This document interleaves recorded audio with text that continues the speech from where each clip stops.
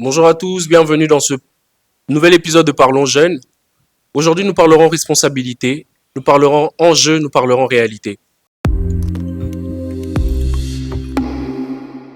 Je ne suis pas seul, je suis accompagné de mes jeunes frères et jeunes sœurs avec qui nous échangerons et chacun d'eux devra se présenter. Merci. Moi, je suis Nalamounou Mekape Bounatan, étudiant en L3 LMD droit à l'Université protestante au Congo. Je te remercie vraiment de me permettre de participer à ce genre d'événement. Je pense que c'est vraiment ce dont la jeunesse a besoin. Merci beaucoup. Et à ma droite, j'ai... Bonjour à tous. En face de vous, vous avez Claudine Kayembe Nadia, étudiante à l'Université protestante au Congo, à la faculté de droit M1. Monsieur. Bonjour tout le monde, je suis Isaac Kieleka Nzem, étudiant en L2 sciences politiques et administratives à l'Université catholique du Congo. Alors, merci à tous, Monsieur Ngalamouloumé, Madame Kayembe et Monsieur Keleka. Monsieur Keleka, Madame Kayembe, Monsieur Ngalamouloumé, quelques mots d'introduction pour ce sujet et nous développerons. Pour introduire, je dirais que l'information et l'apprentissage est nécessaire pour le développement de l'homme et l'élévation d'une nation. Il est important pour tout jeune, pour toute personne vivant dans une société, d'apprendre et de s'informer, car nos agissements, nos décisions n'influencent pas que nous, mais influencent aussi notre entourage. Ok, Madame Kayembe, qu'est-ce que vous pouvez dire? Je dirais que la connaissance est une richesse et l'ignorance, en tout cas, elle coûte cher. Pour ceux qui veulent bâtir un avenir et qui veulent avoir des fondements déjà maintenant, il est très important et très nécessaire d'apprendre et surtout de s'informer pour éviter d'être aveuglément accompagné ou manipulé par certaines personnes. Monsieur Ngalamouloumé. Pour mon introduction, je vais d'abord être en contradiction avec toi parce que je n'ai vraiment pas apprécié le fait que tu dises que le jeune ne veut pas apprendre. Pour moi, je pense que le jeune n'est pas naturellement paresseux ou encore allergique au savoir.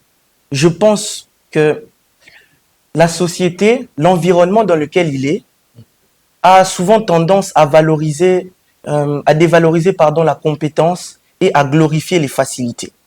Oui. Mais si je dois revenir sur ce que vous venez de dire, c'est que nous parlons réalité.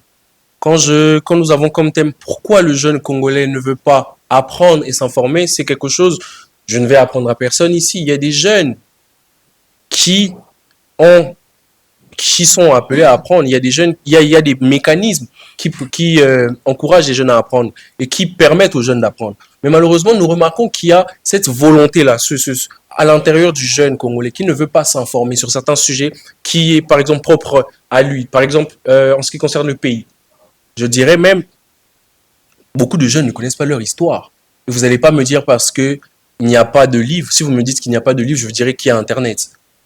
Et maintenant, il y a Internet, ils peuvent apprendre. Mais pourquoi ils ne le font pas? Pourquoi ils ne veulent pas apprendre? Et aussi, nous allons remarquer qu'il y a certaines notions qu'on apprend aussi au niveau de l'école. Des notions élémentaires d'histoire, par exemple, ou de culture générale. Mais le jeune ne veut pas. Il y a devant lui ce choix-là d'apprendre, mais il choisit de ne pas apprendre. Et du coup, j'aimerais que vous puissiez me dire comment, pourquoi d'abord, pourquoi le jeune ne veut pas apprendre selon vos études, parce que je présume que vous faites la science politique, c'est ce que vous m'aviez dit, et vous, d'une certaine façon, vous voyez la façon de comment est géré le pays, comment les mécanismes au niveau de l'État. Maintenant, quand on parle d'un jeune qui ne veut pas apprendre, vous allez dire que c'est la faute de l'État, vous allez dire que c'est l'État qui ne met pas assez d'outils, mais quand vous me dites ça, je reviendrai encore en disant, et je surenchérirai en disant qu'il y a Internet. Mais pourquoi le jeune ne veut pas apprendre? Pourquoi? Le jeune Congolais. Nous vivons dans une société et dans chaque société, il y a une classe.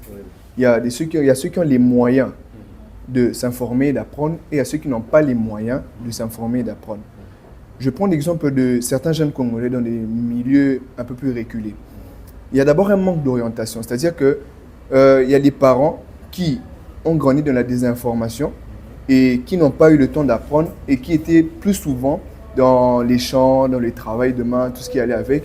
Et ils essaient d'inculquer ça à leurs enfants pour essayer de survenir à leurs propres besoins et aux besoins de leur descendance. Ce qui fait que certains jeunes ne se concentrent pas directement à l'information, à l'apprentissage. Ils se concentrent plus sur le moyen qui les permettra de survivre plus tard. Et ce qui fait que dans les milieux reculés, des personnes qui n'ont pas les moyens de s'informer, de s'apprendre, ce qui fait que certains jeunes n'arrivent pas à apprendre. Ce n'est pas qu'ils ne veulent pas apprendre, mais les moyens ne sont pas à disposition pour apprendre et s'informer. Donc il y a un manque d'orientation et un manque de moyens pour les permettre d'aller s'informer et d'avoir aussi la volonté d'apprendre. Oui, donc vous avez dit que c'est aussi question du milieu. Mais là, une fois de plus, comme je l'ai dit dans l'introduction, aujourd'hui nous parlerons aussi responsabilité, pas que les enjeux ou les conséquences. Nous parlerons responsabilité. Donc aujourd'hui, à qui la faute? Si ces jeunes qui veulent apprendre, qui sont dans ces milieux reculés, pardon, et qui veulent apprendre, mais qui ne peuvent pas, par faute, par exemple, de technologie ou de moyens pour apprendre. Je dirais que les responsabilités sont partagées. Je n'aimerais pas encomber la totale responsabilité à l'État. L'État a une responsabilité, l'État a une part de choses, mais les parents aussi responsables de ces enfants-là ont une part de responsabilité. C'est-à-dire quoi? L'État régule. L'État, par le ministère de l'Éducation et de la formation professionnelle, sont là pour éduquer, apprendre les enfants, les jeunes, comment se développer, comment apprendre, comment s'informer. Mais aussi les parents ont le devoir d'apprendre à leurs enfants, dès le bas âge, que lorsque l'on grandit, il faut s'informer, il faut apprendre pour devenir quelqu'un dans la société. Parce que ce n'est pas que le travail du champ qui font de toi une personne dans la société, une personne respectable et respectée dans la société. Il y a aussi l'apprentissage qui joue un rôle très important pour un enfant. C'est-à-dire que lorsque l'on apprend, lorsqu'on a appris et lorsqu'on n'a pas appris, il y a une manière différente d'agir dans la société. C'est-à-dire que les prises de décision sont différentes entre la personne qui a appris et la personne qui n'a pas appris. Une personne qui n'a pas appris n'ira pas loin dans la réflexion et dans la prise de décision. C'est le contraire d'une personne qui a eu à passer sur les bancs de l'école, d'apprendre et voilà quoi. C'est comme ça que les choses se passent différemment et vous voyez, il y a certains jeunes qui n'ont pas appris parce que l'État et les parents n'ont pas mis dans les bonnes conditions. Nous allons revenir sur ce que vous aviez dit, parce que vous avez dit, là je vais passer la parole, mais je voulais qu'on retienne quelque chose. Vous aviez dit qu'il y a une différence dans la façon de réfléchir, n'est-ce pas? Et il y a ces jeunes-là, par exemple, là nous avons parlé des moyens, par exemple, ce jeune qui n'a pas appris, ce jeune dans la société n'aura pas une prise de décision plus réfléchie quand on compare avec celui qui a appris. Et nous revenons à pourquoi, qu'est-ce que l'État fait? Parce que vous avez fait comprendre que ici, c'était au ministère de l'Éducation et Formation professionnelle de mettre en place des mécanismes pour que les personnes qui n'ont pas appris mais qui veulent apprendre, apprennent. Là, nous y reviendrons. Mais Madame Kayembe, qu'est-ce que vous pouvez dire? Pourquoi, selon vous, pourquoi le jeune Congolais ne veut pas apprendre, ne veut pas s'informer? Parce que là-bas, on a dit, il y en a de ceux qui veulent, mais qui ne peuvent pas. Et vous, qu'est-ce que vous en dites? Merci de la parole accordée. Avant de pouvoir parler de ceux qui veulent et de ceux qui ne veulent pas, on va aller dans la globalité du sujet pour ceux qui ne veulent pas, ceux qui ont les outils nécessaires et qui ne veulent pas apprendre. Aujourd'hui, nous avons Internet. Aujourd'hui, nous avons des bibliothèques. Mais vous verrez que la plupart des jeunes ne passent pas leur temps dans des bibliothèques. Mais quand vous entrez dans des bars, dans des boîtes, etc., vous allez trouver que c'est la majeure partie de la jeunesse. Or, la jeunesse est une force. C'est un moment très précieux où notre esprit est encore vif et apte à apprendre. Et si le jeune ne veut pas apprendre, moi je dirais pas que la faute revient totalement à l'État, non. On a les nécessaires. Si moi j'ai conscience de ma vie, si j'ai conscience de ma destinée, je n'attendrai pas que l'État vienne, qu'il mette devant moi toutes les portes, non. L'État, il fait les nécessaires, comme la responsabilité, elle est partagée. Il fait les nécessaires, il nous met dans de bonnes conditions pour apprendre. Et après, c'est à moi-même de me dire, je vais me former. Aujourd'hui, avec les systèmes LMD, même nos professeurs nous disent, ils ne donnent pas tout. C'est à l'étudiant d'aller faire de recherches pour compléter ses notes. Mais vous verrez que l'étudiant, lui, par contre, il s'arrête sur ce que le professeur a donné. Mais pourtant, il a le téléphone, il a le méga. Il peut avoir tout son temps pour aller enrichir la connaissance qu'on lui a donnée et il ne les fait pas. Et si on parle pour ceux qui sont dans des milieux reculés, en tout cas, je ne sais pas puisque je n'ai jamais été là-bas, mais je crois bien qu'il y a des sensibilisations en rapport avec l'apprentissage. Donc, je me dis sûrement, enfin, je ne sais pas, je ne confirme pas, mais je pense qu'il y a des sensibilisations. Maintenant, il y a des écoles partout. Maintenant, les parents envoient leurs enfants à l'école. Donc, aujourd'hui, n'est pas apprendre, ce n'est pas forcément une responsabilité à donner aux parents ou encore moins à l'État, mais c'est une responsabilité à donner aux jeunes lui-même parce qu'après, le gens passe, mais les institutions restent. Les parents y passent, mais c'est toi qui restes. Donc, quand tu as la connaissance de ta destinée, quand tu sais où tu vas, tu te donnes les moyens nécessaires en tout cas pour apprendre. Et une fois de plus, je rejoins M. Keleka qui dit que c'est la faute de l'État. Parce que quand on dit que le jeune qui est dans les milieux reculés ne peut pas apprendre, ou quand il veut apprendre, il n'y a pas d'outils nécessaires pour qu'il apprenne, alors une fois de plus, le ministère de l'Éducation et formation professionnelle est censé normalement mettre à la disposition de ces personnes-là qui sont un peu plus éloignées que nous, des ouvrages, des moyens d'apprentissage, et même former les personnes qui apprennent. Parce que moi, je connais, il y a un papa, il a 12 enfants, donc il s'est dit, bon, le peu que je connais, je me transforme en maître d'école et j'enseigne à mes enfants.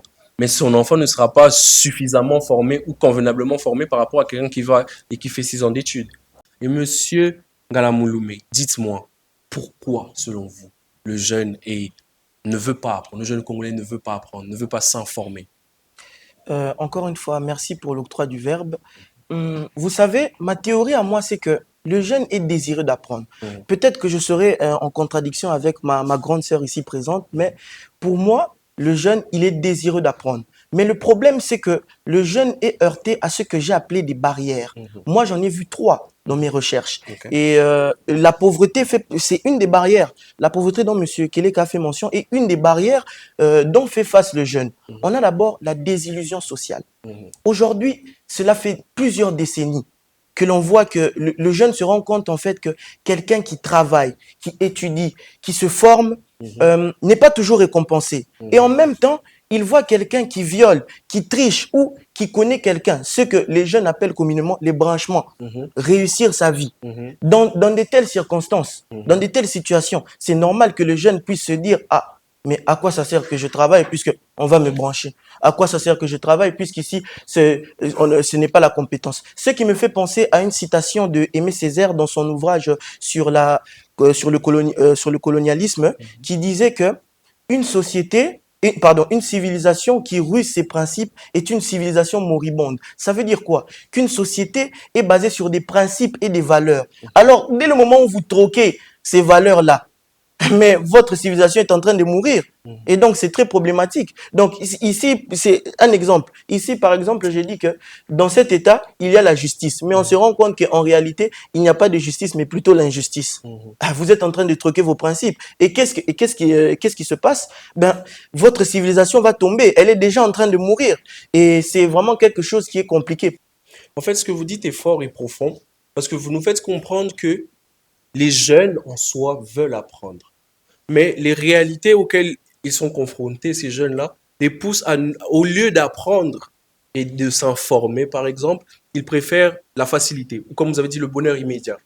C'est un peu comme monsieur Keleka l'a dit plutôt en disant que les jeunes, il a donné l'exemple des jeunes qui sont dans les milieux ruraux. Il dit que ces jeunes-là ont leurs parents qui ne sont pas assez instruits et leurs parents, vu qu'on apprend que ce qu'on a, on ne montre que ce qu'on a. Donc, ce parent qui est dans les milieux ruraux, dans le milieu rural, pardon, qu'est-ce qu'il fait? Ce parent-là, il se dit, bon, moi, je ne peux que apprendre à mon enfant comment faire la chasse, comment trouver de l'argent pour s'en sortir, l'information. Donc, c'est un problème plus profond. Donc, c'est ancré dans les personnes. Au lieu de vouloir pallier au manque de connaissances, nous préférons plutôt le combler par la richesse, par le bonheur immédiat, comme vous le dites. Mais vous êtes tous rejoints sur un même terrain. Mais pourquoi aujourd'hui les jeunes comme nous, parce que nous pouvons dire que nous sommes consciencieux, parce que nous prenons des initiatives d'ailleurs pour pallier à tout ce qui est réalité de la jeunesse et essayer de faire bouger les lignes. Mais aujourd'hui, vous, madame, madame Kayembe, vous m'avez dit que le jeune ici est plutôt, comment on peut dire, pas concentré, déconcentré. Et c'est vrai, parce que moi, je peux connaître, il y a des personnes, pendant les heures de cours, ils sont là, ils sont là, ils font leur best. Genre, des fois, ils sont là, ils font leur best life, et après, quand le cours, le cours, il a commencé, eux, ils sont dehors. Et je rejoins monsieur Ngalamoulou, mais ici, qui dit, c'est normal parce que les jeunes se disent, avec la réalité ici au Congo, bon, je n'ai pas besoin d'apprendre parce que si j'apprends, je sais que quand je vais finir, vaut mieux que je finisse comme ça. Vaut mieux que je finisse comme ça parce que je sais que papa ou tel a un branchement, a des relations et je vais me retrouver dans la vie. Donc, le but des jeunes n'est plus de s'informer et d'apprendre, mais plutôt de s'enrichir. Mais c'est s'enrichir de la mauvaise façon. Parce que quand tu lis, tu apprends. Quand tu apprends, tu sais. Et quand tu sais gérer, tu sais prendre des décisions, comme l'a dit M. Keleka. Et maintenant, quand quelqu'un est là, il apprend. Ok, cette personne apprend. Mais la personne est confrontée, par exemple, à une dure réalité, par exemple, la pauvreté. Bon, il n'a pas de moyens parce que si il y a des statistiques aussi, je pense, pour ces jeunes-là qui veulent apprendre, mais qui sont heurtés à cette réalité-là où les parents n'ont pas de connaissances, n'ont pas de relations. Mais ils voulaient apprendre. Et en voyant ça, le jeune se déroute totalement de la désinformation. Et quand il voit, et comme vous avez dit, des bandits, des personnes qui montrent que l'argent peut être facile, alors que l'argent ne suffit pas, parce que pour gérer cet argent, il faut savoir comment le gérer. Pour savoir comment le gérer, il faut apprendre. Mais le jeune ne veut pas apprendre. Maintenant, vous avez parlé de responsabilité. Ici, vous me parlez de la responsabilité. Une fois de plus, vous avez parlé de la responsabilité de l'État. Madame Kayembe a parlé de la responsabilité du jeune en soi, parce que le jeune aussi est déconcentré. À part la prise de décision, quelle autre conséquence a ce fait de ne pas vouloir s'informer, de ne pas vouloir apprendre? Je donnerai le temps de parole. Nous allons commencer par M. Ngamoulou, mais qui va nous expliquer. Merci encore une fois de me permettre de pouvoir m'exprimer. Déjà, j'aimerais clarifier quelque chose. Je ne suis pas en train de rejeter la faute sur l'État parce que je sais à quel point ce travail est difficile. Le travail que nos dirigeants font est vraiment difficile. Mais je pense que l'État, malgré tout ce qu'il a déjà fait pour nous, peut encore plus faire. Il peut faire plus, voilà, il peut faire plus. Ce que je veux entendre par plus, ici, c'est comment l'État devrait créer la chose. En fait, c'est l'État qui devrait montrer aux jeunes que, voilà, apprendre, c'est bien. Apprendre, c'est nécessaire. Apprendre, c'est la seule voie. Parce que, vous savez, le jeune, hein, il est un peu éparpillé. Le jeune a besoin d'être guidé. Et puis, je pense que c'est pas la première fois que je viens vous écouter cette phrase. Tout le monde l'a déjà écouté ici. Le jeune a besoin d'être guidé. Maintenant, si notre État ne nous guide pas, comment on va faire? Donc, je pense que c'est à l'État de nous dire que, voilà, si tu vas comme ça, tu vas t'égarer. Si tu prends ce chemin, ce ne sera pas le bon. Si tu vas comme ça, tu vas te perdre. Il a besoin d'être guidé, il a besoin qu'on lui montre le chemin. Et c'est dans ce sens-là que je dis que l'État peut un peu faire plus. Et le jeune aussi, je pense que le jeune, le problème, c'est que il a l'impression que l'État l'a abandonné. Et je ne sais pas si vous avez déjà essayé de parler avec souvent certains jeunes. Ils pensent vraiment que l'État ne se soucie pas d'eux, que toutes les sorties médiatiques de nos différents dirigeants sont des façades, que voilà, ils disent ceci, cela, mais la jeunesse n'est pas persuadée qu'on va vraiment agir pour eux. Et c'est à cause de ça que j'ai l'impression maintenant que l'État et le jeune se sont séparés. Alors moi, la seule chose que je voudrais, parce que je pense qu'on est tous là pour ça, on a envie de voir notre jeunesse aller vraiment très loin. Et alors moi, la seule chose que je veux, c'est que on réussisse à trouver un compromis pour que le jeune et l'État marchent ensemble. Et si on marche ensemble, si l'État nous guide, on va aller très loin. Le jeune ne peut pas s'impliquer réellement dans ce qui est de la chose publique s'il n'y a pas de vraies informations, s'il n'y a pas de bonne communication. Et encore, en ce qui concerne le ministère de l'Éducation et de la formation professionnelle, le jeune veut apprendre. Aujourd'hui, nous parlerons de ces jeunes-là qui veulent apprendre, mais qui ne peuvent pas. Nous demanderons alors à nos ministères, à nos chers ministres, qui sont d'ailleurs femmes, qui comprennent ce souci-là que quand les enfants apprennent, que le jeune veut apprendre. Mais il faut que l'État mette un mécanisme où tout le monde peut apprendre, même étant dans les milieux reculés, afin de former cette jeunesse sur laquelle tout le monde espère aujourd'hui, veut apprendre. Et pour que cette jeunesse apprenne, il faudrait que l'État s'y implique. Alors une fois de plus, c'était Parlons Jeunes. Nous avons parlé responsabilité, nous avons parlé enjeux, et nous avons parlé réalité. Merci beaucoup et à la prochaine.